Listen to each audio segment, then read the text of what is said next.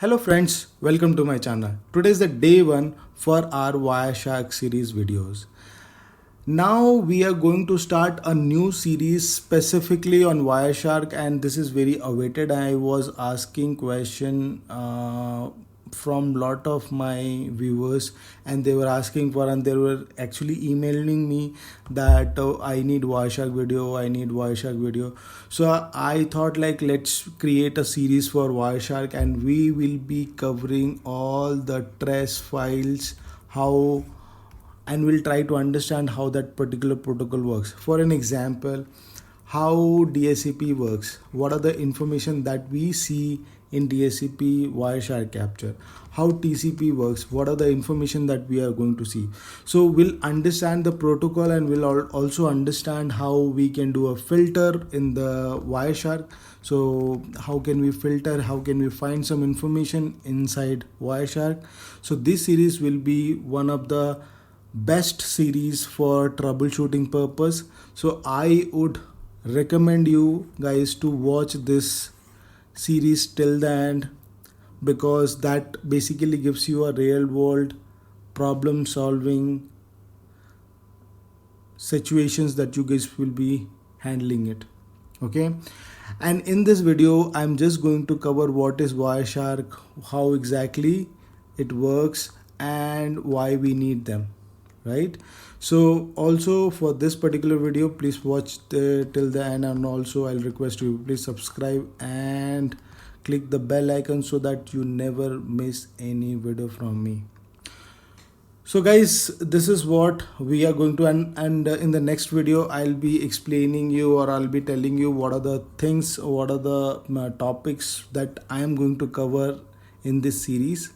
So I would, as I said, please subscribe it so that you never miss any video from this particular series. Or I have created a lot of series as well, like related to Palo Alto, related to FortiGate, and there are other series will also be coming in. Okay, so without any delay, let's get started for today's video. So friends, let's understand what is Wireshark and why we need them. Now with the help of this image, I'll try to explain you something. So Wireshark you can consider as a tool for the network engineers, right? So what the network engineer will do with the help of Wireshark, they will try to analyze what is the issue. So if I consider an example, if this is a PC and is trying to communicate to a server. Now whatever the traffic which is initiated from the PC and reaches to the server, and what server is responding, how it is responding, how the communication is, it has to be the communication which is happening is proper or not, how the things will be. We are going to analyze each and everything and try to find out whether is it related with network, is it related to application. Wireshark will help you to find that out. Okay, so this tool is very much needed where we need to find a solution what needs to be done at network level or at the application level, right? Without this, it is very difficult to tell where the problem exists, right? So Wireshark is one of the best tool that we can get, or best tool to understand for the network engineers or the security engineers to see where the issue lies. Now to understand that particular issue, you need to understand how that specific protocol basically works, right? So if you know how that particular protocol works, then only you can analyze it, okay, and then you can find out the problem. Okay, now I will help you to find out how that particular protocol works and whether it's working in a proper way or not. So for that we have to do some kind of filters, we should have some kind of trace files, and then we can find it out where the problem lies, right? So now when you start capturing the traffic, Wireshark will help you in many ways. Okay, We will be covering those information. We have this particular place where we can put filters and we can see the traffic.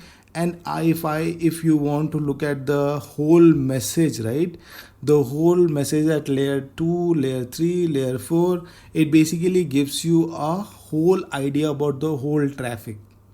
Okay, now we are going to understand how the captures and at what level the captures happen. This much information captures by Wireshark. So we'll try to understand in next video where we are putting the capture and how Wireshark is capturing the traffic of the whole OSI header or the TCP/IP header. We'll try to understand that as well. So as we have understood about what is and where we can use Wireshark, with the help of this we can find out the actual problems. Okay, so in the next video I will be opening the Wireshark and I'll be showing you by capturing my own traffic, or maybe I'll take a scenario in my lab and I'll take a capture and I'll show you how that communication and how the protocol is basically working. Okay, so for now we'll just try to wrap this up for till here, because this is what I wanted to cover. This is just an announcement for you guys that I am going to start a Wireshark series and this is what I am going to cover.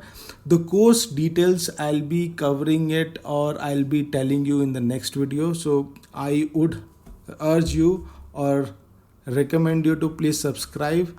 If you're subscribing, you are not going to miss any videos if you click the bell icon, right? So this is what for this specific video. I will be seeing in the next one. Thank you guys.